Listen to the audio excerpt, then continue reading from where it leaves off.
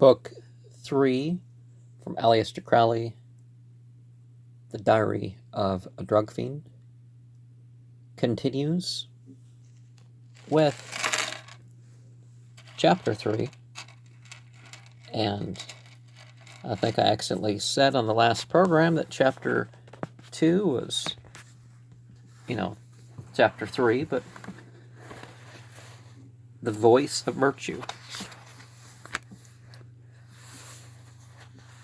Representative or not, Aleister Crowley talking about virtue is a unexpected thing, right? Basil had gone, well, I mean, a lot of that's exaggerated. It's not like certain things are the only thing about him, but, Basil had gone out of town.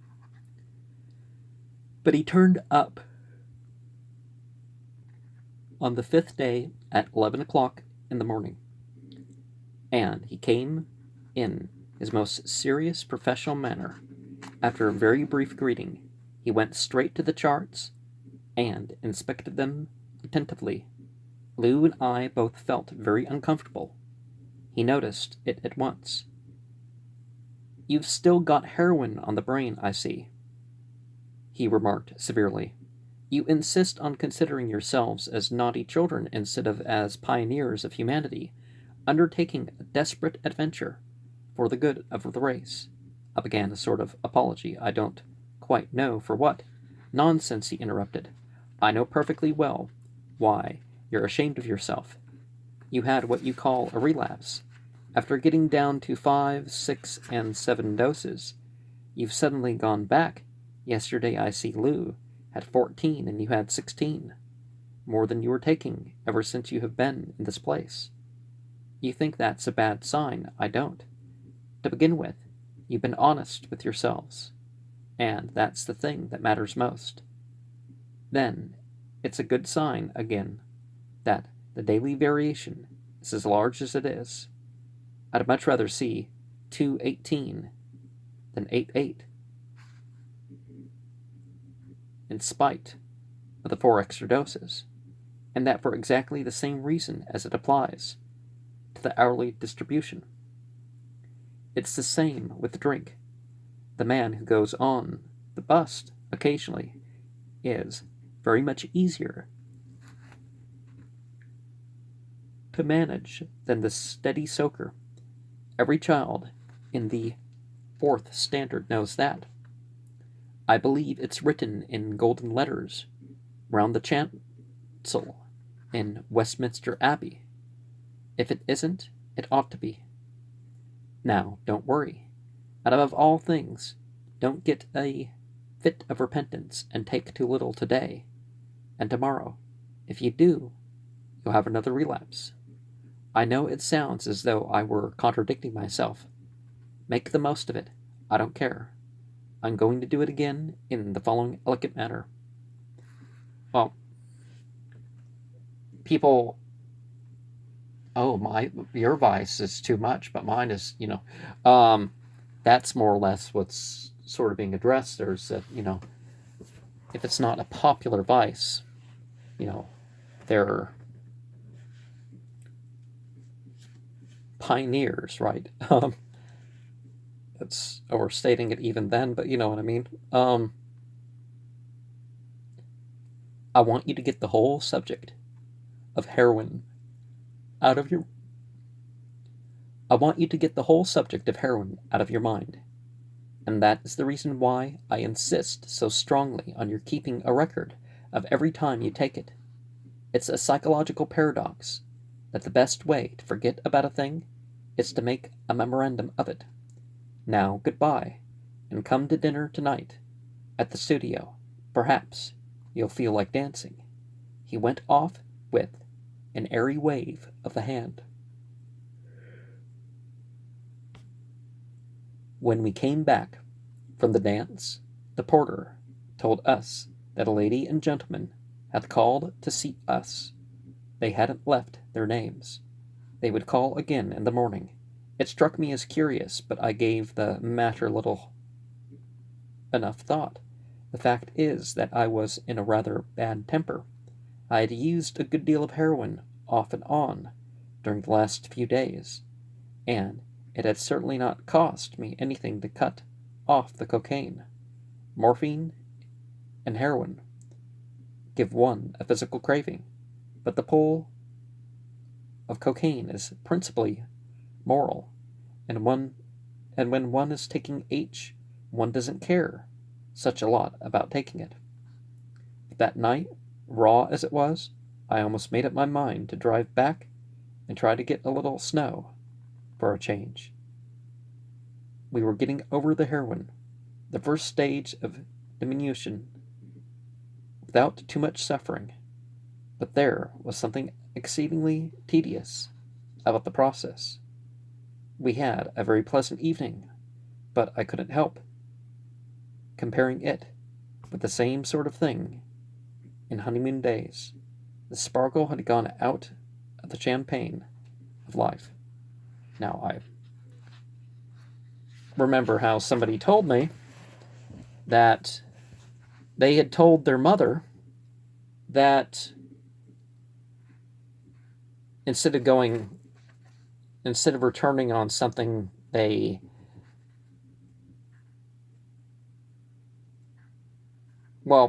one of their problems was that sometimes they would do a different drug. And doing a different drug isn't exactly a part of the recovery of one drug, right? And that's how psychiatric stuff was treated. But they told their mother, when their mother saw them in a state, that, oh, I didn't return to heroin. I tried smoking crack, which is not is worse addiction, and there's a worse set of behaviors usually associated with it. Well, I mean, the criminal behaviors associated with either aren't good, but you know what I mean. Because I'm trying to hold back what I'm thinking, so, it was our fault, of course, for trying to outwit nature, but at the same time, one couldn't shut one's eyes to the facts, and I knew Lemmus would have had no hesitation in giving us a little snow. Feeling the way I was. I don't know why I felt such a disinclination to go back and ask him. It may have been the instinctive dislike of bothering him, and besides, it was rather humiliating to have to admit. There was also a trace of sturdy British feeling that the thing to do was to stick it out and trust a night's rest to tone up my nerves. Lammas had advised us to take Turkish baths if we felt unduly depressed. We had found them very useful. We had got down to 3 goes a day, 2 days running, chiefly by following his advice to take one of the white tablets instead of the heroin, whenever the craving became irresistible. He made rather a point of that, by the way. It was a bad thing, he said, to yield to stress. It wasn't nearly so harmful to take the heroin when one didn't feel so badly in need of it. Even after all this time, I hadn't quite got on to the peculiarities of the man's mind. I never reached the stage where I could be sure what he could say next. One day, we were talking about Lu's Chinese appearance, and he said quite seriously that he must have some Chinese blood in him. R was the reincarnation of a Chinese philosopher, Ko Yuan. You get the pun, right? Those, what are they, 4-liners? Or what? Well, they're, no, that's not it. You know what I mean, those poem little things. I think he said the name was. He said that he owed it to his European reason to explain categorically why his thoughts had such an Asiatic cast. They certainly had. From our point of view, it was simply perversity. And yet, as a rule, it seemed to work out all right in the end. But it gives one a pain in the neck to try to follow the way his mind works, and he takes a satanic pleasure in taking hold of one's most obviously reasonable ideas and putting up a series of paradoxes which bewilder one with their strangeness, yet to which there seems to be no answer. Yet, in spite of all this subtlety, he had a downright British doggedness. The most perverse train of reasoning would suddenly pull out into a bulldog kind of conclusion that would leave one wondering whether he had been really thinking at all on the lines he pretended. The upshot in my own case was to keep me up to the mark. So I went to bed, meaning to get up early and go to the Turker in the morning. But as it happened, we both slept late. By the time we were dressed, we were getting hungry for lunch. I was annoyed at this. I had wanted to get out of the house and change my ideas as completely as possible. The hot room is an excellent place for the purpose. While I'm there, I find I can't think of anything at all but the immediate effects of the temperature. I was annoyed, too, to find Lou comparatively cheerful. I decided I would go out, after all, and have lunch in the cooling room, when the porter called up to ask if we could see a lady and gentleman. These people had begun to obsess me. I demanded their names. There was a pause as if a discussion were taking place at the other end of the wire. And then he announced that it was Miss Webster and a friend. Why the mystery? I didn't want to see her. What did she want with me? I had taken a strong dislike of the woman. I had come to blame her for putting us on the drug business. It was so much easier than blaming myself.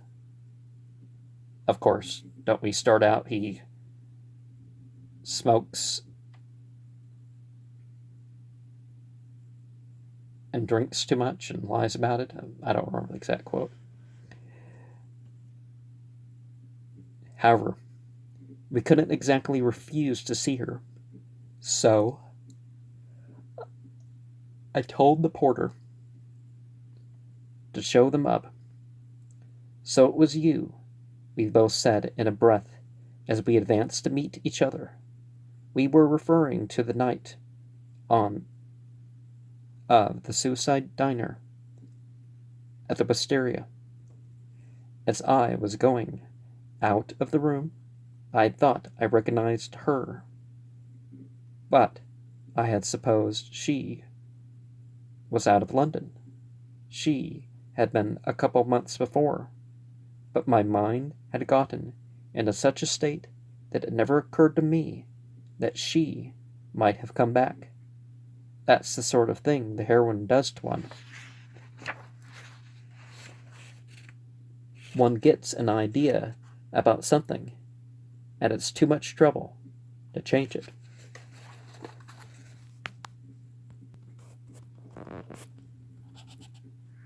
She, on her side, had only half recognized me, and goodness knows she needed no excuse for that. We heard you were in London, she began, volubly, in a tone which somehow rang false. And of course I couldn't rest till I had come and welcomed you and Lou in person. We heard you were in a little place in Greek Street, from one of the crowd. But you had gone the very morning I called, and they told us you were ill and couldn't see anyone for a week. But Billy, Bray, and Lady Rhoda came in last night and said they'd seen you at a dance, so I wouldn't waste a minute in coming to see you.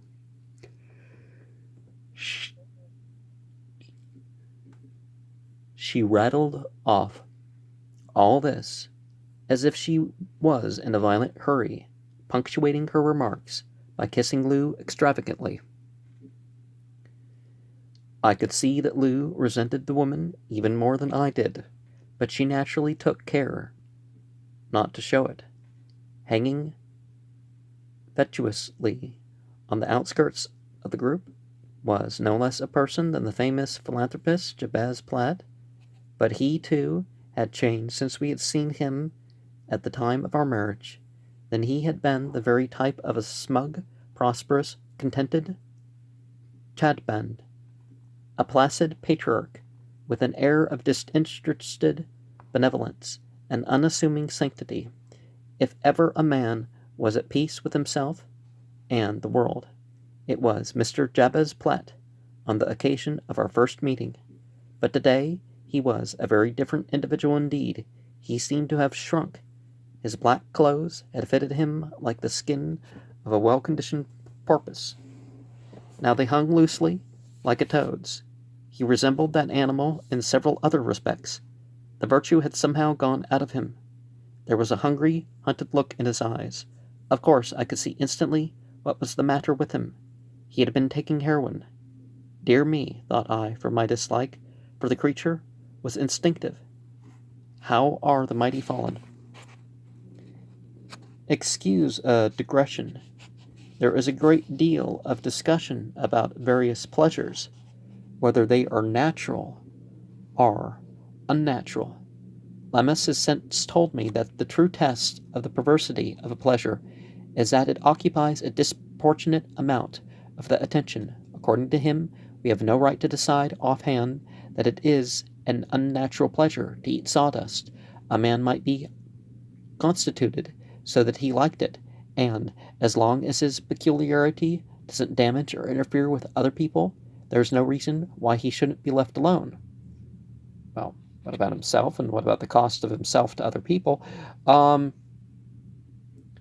yeah, there's some merit to that libertarian reasoning, right? But if it is the man's fixed belief that sawdust eating is essential to human happiness, if he attributes almost everything that happens either to the effects of eating it or not eating it, if he imagines that most of the people he meets are also sawdust eaters, and above all, if he thinks that the salvation of the world depends entirely upon making laws to compel people to eat sawdust, whether they like it or not, then it is fair to say that his mind is unbalanced on the subject, and that further, the practice itself, however innocent it may appear, is, in that peculiar case, perverse.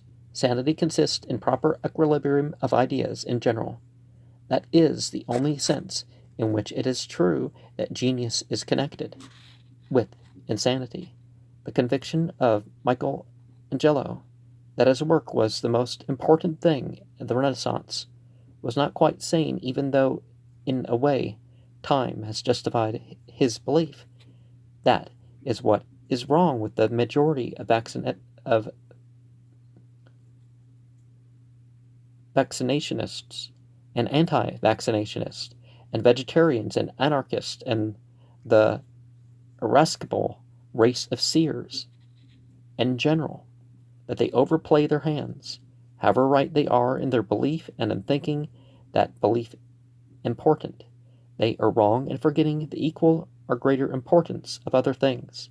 The really important things in this world are the huge, silent, inexorable things. What are the wild waves saying? That the pull of the tides is gradually slowing down the earth's rate of rotation, and that was what was wrong with me.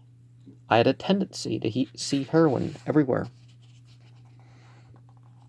That was not what was wrong with Mr. Jabez Platt.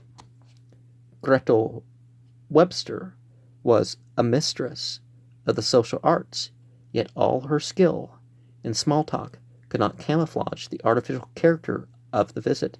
She saw it herself, and took advantage of the fact to ask Lou to take her in her bedroom, and talk clothes, and leave her dear Sir Peter and Mr. Pratt to get better acquainted with each other. But the process did not promise to be rapid. Dear Sir Peter and Mr. Platt seemed to have nothing to say to each other.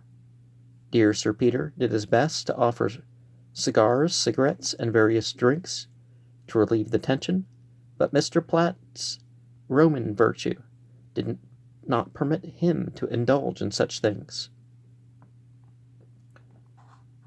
It's kind of funny calling it Roman virtue, but, Dear Platt, however, was so sensible of the hospitality of dear Sir Peter that he felt obliged to ask dear Sir Peter's opinion of, and he suddenly whipped a 10-gram bottle of cocaine out of his coat-tail pocket. We believe, he said, that this is a particularly pure sample. There is strong scientific reason to believe, he explained, and the atmosphere of the pulpit positively radiated from him, that it is not the drug itself, but the impurities so often associated with it by careless manufacturers that are responsible for the deplorable effects occasionally observed in persons who take it, whether for legitimate or other reasons. And, of course, that is, when it's cut by drug dealers and stuff like this, and when they make it with that cocaine, I forget how to process cocaine, but heroin, drain cleaner, paint thinner, and surface cleaner are the chemical, or chemical in each is the main way now. Of course, you can use one chemical and process it with the one chemical, which you're trying to get at with the three chemicals, but then you're not getting those things pure in the thing, and then people are adding strychnine and quinine and all sorts of stuff.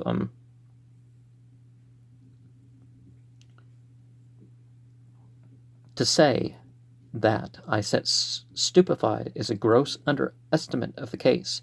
My astonishment prevented me recognizing for a moment that my heart was bounding and leaping within me at the sight of the drug. I should really value I should really value your opinion as a connoisseur.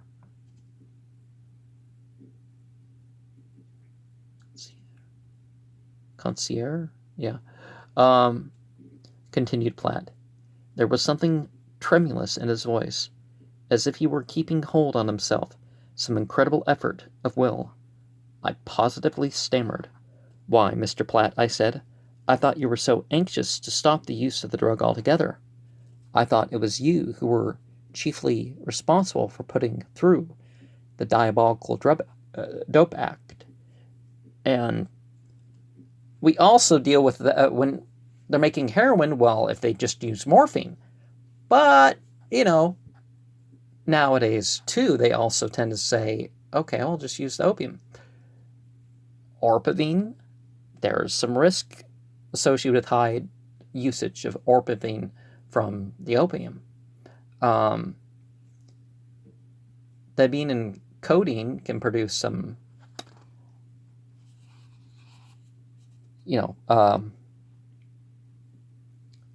products. Some of them are intoxicants in themselves, but, more risky ones.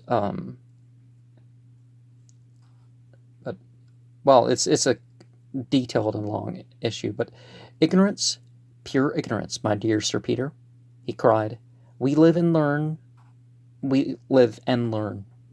Used in moderation, we find it to be positively wholesome. A stimulant, no doubt, you will say. And all the stimulants may undoubtedly be dangerous, but I'm afraid people will have them, and surely the wisest course is to see that what they have is as little deleterious as possible. While he spoke, he kept on nervously jerking the bottle in my direction, as if afraid to put it into my hands outright, and then I realized how very badly I wanted it. Well, certainly, Mr. Platt, I replied, entering into the spirit of the thing. I shall be only too glad to give you my opinion for what it may be worth. I could not conceal the feverish eagerness with which I took out a dose. My pretense at sniffing with a critical air was ludicrously feeble. A child could have seen that I was shaken, body and soul, by the feverish lust to get it into my system after so long an abstinence. Time had purged my system of the poison. It found the house, empty and swept and garnished, and 7 devils entered into me instead of the ejected one. My malaise passed like a cloud swept by the wind from the face of the sun. I became physically buoyant as I had not been for months. I was filled with superb self-confidence. My hesitation vanished. I played the game with all the sublime intoxication of recovered divinity. I must admit that it seems to me excellent, I pronounced with lofty calm. Though my blood was singing in my ear, I handed back the bottle. Keep it, I beg you. My dear Sir Peter, protested Platt enthusiastically, one never knows when a little household medicine may not come in handy. Something sent me off into roars of internal laughter. And yeah, one of the things, sometimes dealers will do that. They're like, oh, well, help you out or whatnot, just so you can get harder hooked and they really got themselves a customer.